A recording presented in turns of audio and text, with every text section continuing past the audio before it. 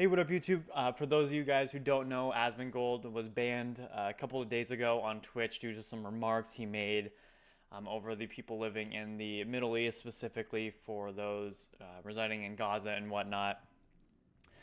Basically, over him stating what was pretty much the truth. I mean, he probably, no, not probably, he should have definitely said things differently in terms of just not lumping everybody in together, which, I mean, he even admits to he did within his apology video and whatnot. But at the end of the day, I mean, apologizing, it's only going to make these people even more angry because if you know these all of the people who are angry, they're just perpetually online and you can never please them. They're always just going to be angry about something. And so, which is funny because he's always said this, but then he goes and he releases the apology video, which it's like, I mean, I guess he wanted to make it just to like get it off of his out of his head or what have you, which I definitely understand.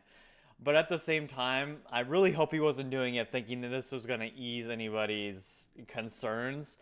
Because frankly, it probably just made people more pissed because for these people who are just perpetually online 24/7, nothing you do whatever please them. In fact, if you do anything to try to please them, they'll just even get more angry because that's how their mind works. Here we are on a good old Forbes, reading from Mr. Paul Tassi here, and it says Asmongold issues surprising statement after his Twitch ban. Streamer Asmongold commands a sprawling audience, 3.5 million Twitch followers, 3 million YouTube subscribers, 400,000 user subreddit, yada yada yada. Past week he was banned from Twitch for a heated rant regarding the war in Gaza in which he deemed them an inferior culture and said he did not empathize with the tremendous amount of civilian deaths in the country.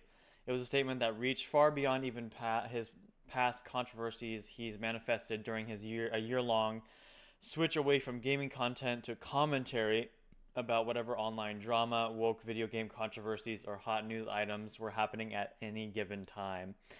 It's always funny too. Just kind of a side note here with Paul Tassi. I don't know like what happened, but it just seems whenever Paul talks about Asmongold in one of his articles or what have you, I just get the feeling that he just does not like the guy at all. Which is like, I mean, reading from some of the stuff that Paul Tassi lets out or leaves online, I mean, it kind of makes sense because from what I understand, well, at least back in the day, I mean, he used to release pretty well detailed like gaming and entertainment articles and whatnot.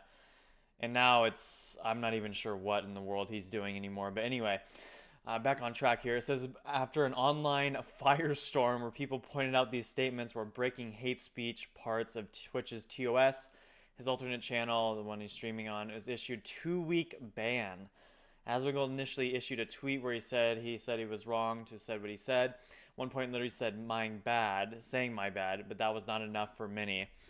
Well, and that's the whole point that I'm trying to make here is that these people will never be satisfied, no matter what you do, no matter what you say. I mean, there's so many people online who hate him just because he is very blunt about all of his takes, which I kind of like. I do like that about him, and it's kind of the one part that I do like.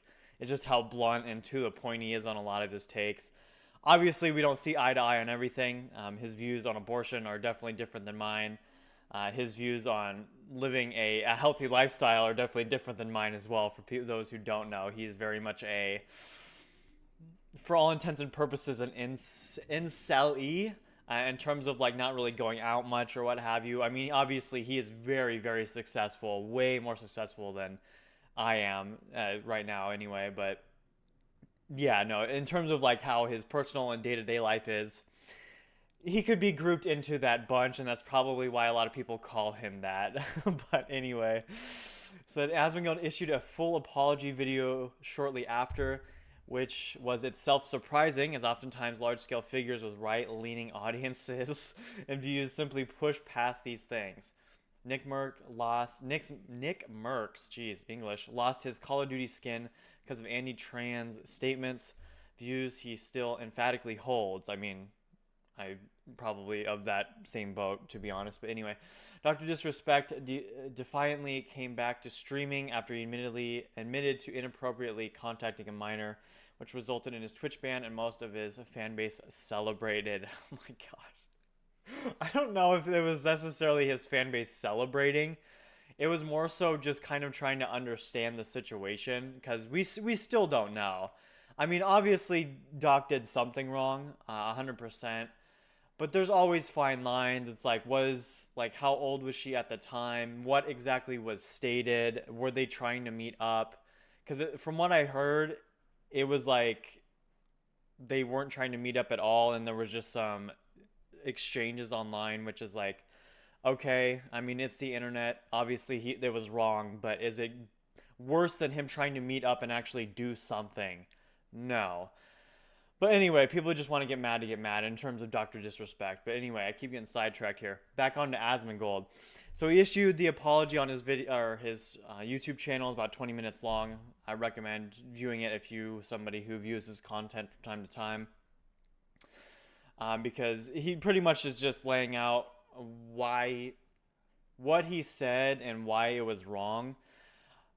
I do agree that the way he said it wasn't very empathetic. Not saying that you have to have empathy on a lot of things, but trying to group all of the people in together under one umbrella, which is what he admits to in his video, it definitely isn't the way to do it.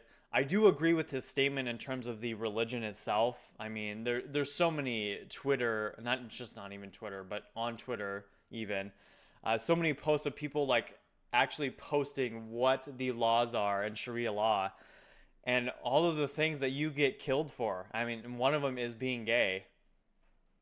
But then you have all these people who have like the gay pride things and then the Palestine flag right next to it. It's like these people are just so clueless. They just don't even comprehend it. But anyway, so because if you go over to Twitter here, and I love this too, if you just type in Asmongold, the first thing that pops up right here is like, hey, at Twitch, how come Asmongold gets banned for calling a culture which openly admits they value killing Jews over their own lives inferior, but Hassan doesn't get banned for openly praising, supporting, and funding internationally recognized terrorists, or Terrys, sorry, I shouldn't say that on stream. Oh, and as I've been reminded, Hassan has openly advocated for the R word, tried to directly get others to support both Hezbollah and Houthi Terrys. I gotta stop saying that for YouTube. And made genocidal remarks against Israel and Jews. Why is he not getting banned? And that's always been my point too. I mean, Hassan is, oh my gosh, he's a character. Just put it that way. And it always just blows my mind that you have people like this who are super extreme on the other end, but that's okay. But then you have Asmon who says one thing about Sharia law. Granted, he didn't say it the best way he could have. I mean, Hassan is guilty of that pretty much every day too, but, you know, that's just the world we live in, unfortunately. And this is from the Quartering, which I completely agree with too. Asmongold fired from his own PC company for saying Terrys are bad. And this is from Starforge. We have spoken to Asmon and mutually agreed to part ways. Starforge unequivocally rejects all forms of discrimination, hatred, and violence, yada, yada, yada, the typical company statement. And I really love that if you click on the actual statement there, a lot of the tweets were like, oh, I guess I'm not buying from Starforge anymore. It's like, granted, I agree, okay? Like I said, I agree that he probably should have said things differently. But the underlying point about the Sharia law, I agree with because it says it literally in the law if you read it. God forbid we try to read things in 2024, but what do I know? So yeah, anyway, I just think that all of this is just so blown out of proportion. Obviously it is because it's these perpetually online idiots that just get a hold of their own Twitter accounts and then they just spew nonsense every day, posting hundreds of tweets a day over just random stuff that they're triggered about. I don't know how they function. But they do somehow, and so here we are. But yeah, hopefully Asmon comes back and he's ready, or he's just able to get back into the swing of things. Obviously, I'm not 100% in agreement with a 14-day ban, which they've had, not even borderline, they've had legitimate inappropriate content that's conserved for the bedroom between two individuals. I guess that's probably the best way to put it for YouTube. And they've been banned for like 72 hours. So I don't know. It's Twitch is just horrible. At the end of the day, it really is. But anyway, let me know what you guys think about the Asmon situation. If you agree with everybody else's takes.